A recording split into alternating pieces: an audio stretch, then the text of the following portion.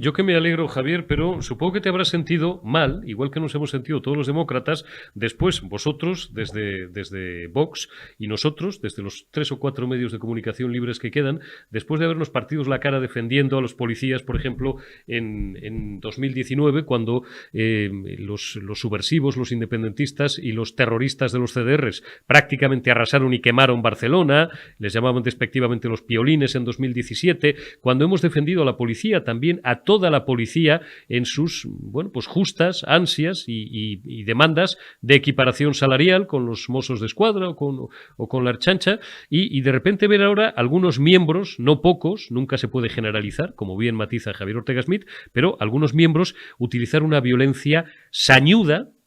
me atrevo, esto es una palabra que nos encanta en castellano, con saña y absolutamente desproporcionada contra, bueno, pues unos jóvenes pacíficos a los que han tratado prácticamente como terroristas simplemente por ir a protestar pacíficamente. Ya van 21 o 22 noches a la calle Ferraz, Javier.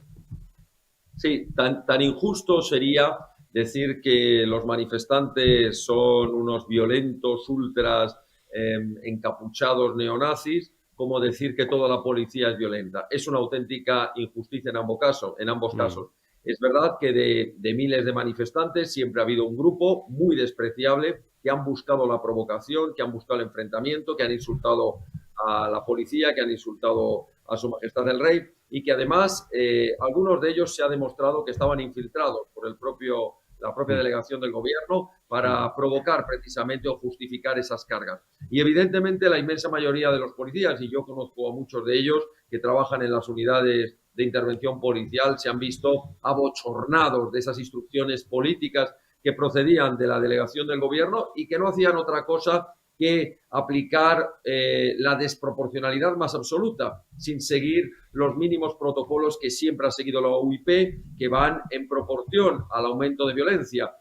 Protocolos que, por cierto, no se aplicaron cuando se deberían haber aplicado en las calles de Cataluña o en el País Vasco, o algunos pudimos vivir, por ejemplo, en Madrid. Estoy recordando el acto en Vallecas, donde desde menos de 2-3 metros nos tiraban piedras y palos y nadie daba la orden de cargar, y mucho menos nadie dio la orden de utilizar el material antidisturbio, ni las pelotas de goma, ni los escudos, ni las defensas, y mucho menos los gases lacrimógenos. Es decir, cuando hemos visto en los últimos años actuar en las manifestaciones de la extrema izquierda más radical, de los separatistas, CDR terroristas, de la Kale Borroka, hemos visto actuar con violencia extrema. Yo tuve que vivir en persona muchísimos actos de violencia en las campañas del País Vasco, de Cataluña, pero también en Galicia, en Madrid, en Valencia. Estoy recordando ahora, por ejemplo, en la población de Vic, donde varios cientos de encapuchados literalmente perseguían para llevar a cabo una auténtica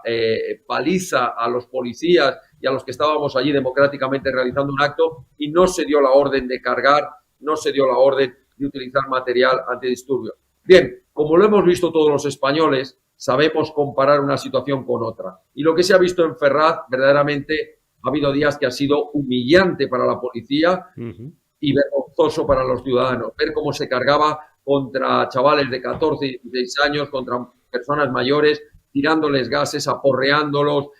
dándoles empujones, llevándoselos por delante. Y repito, y esto no justifica si había algún elemento, que siempre lo hay, que quisiera provocar violencia, pero tenían que haber actuado de una manera mucho más quirúrgica y no con esas cargas tan desproporcionadas. Hombre, Javier, es que tú señalaste cómo se estaba procediendo y, hombre, no somos expertos en praxis policial, pero tenemos unos cuantos años, pues en fin, del lado de los buenos además, cómo en vez de identificar, porque desde la policía se deduce siempre, no, es que claro, cuando se genera el follón, cuando se monta el lío, por hablar en castizo, ya es muy difícil discriminar a los que pasaban por allí, se llevan un porrazo, por hacerlo fácil, que los que realmente son revoltosos y están montando lío, ya, pero es que la obligación en pura praxis policial, y esto nos lo dice quien sabe más que nosotros, es identificar en la medida de lo posible y arrinconar o extraer de la concentración o de la manifestación a esos elementos violentos, y no hacer algo indiscriminado como lo que han hecho algunos miembros de la unidad de intervención policial, que han llegado y tú tuviste mucho arrojo y mucha valentía, te ha caído la del pulpo por ello, pero bueno, ¿qué le vamos a hacer? Coño, para un político que está a la altura del cargo que representa y de la confianza de los ciudadanos, que va allí a jugarse el bigote y a decir, oigan, vamos a identificar a los malos, a los violentos, y los hay, pero también vamos a denunciar los abusos policiales. Se ha llegado a arrinconar a un grupito de jóvenes. Yo te vi un par de noches en los vídeos que veían tus redes sociales y que luego pues nos suministraban y amplificaban muchísimos compañeros, y no se les permitía la escapatoria, se les metía en una ratonera, Javier. Así es, y la identificación era muy fácil porque la veíamos todos. Claro. Yo no quiero decirle a la UIP cómo tiene que hacer su trabajo, faltaría más, pero es que ellos tenían muchos agentes que era muy fácil identificarlos de paisano dentro de la manifestación, y era perfectamente posible ver quién empezaba a tirar las piedras, quién iba encapuchado. De hecho, hay una anécdota que yo la vi directamente cuando yo empiezo a hablar a los jóvenes y les convenzo para que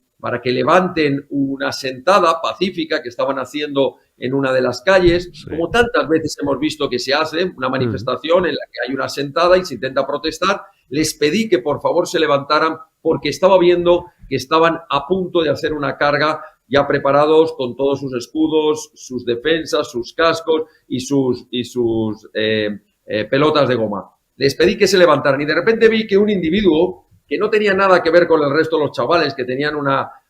pinta estupenda, de buena gente, un tipo encapuchado, con unas pintas bastante profesionales de la algarada y de la delincuencia en la calle, me gritaba desde el grupo de los chavales, no nos vamos a levantar, hemos venido a morir por España. Y ya le tuve que decir con ironía, pues bueno, vete a una esquina, te pegas cabezazos gritando viva España, te rompes la cabeza, pero no provoques lo que quieres provocar. Es una carga policial para que estos chavales, al final,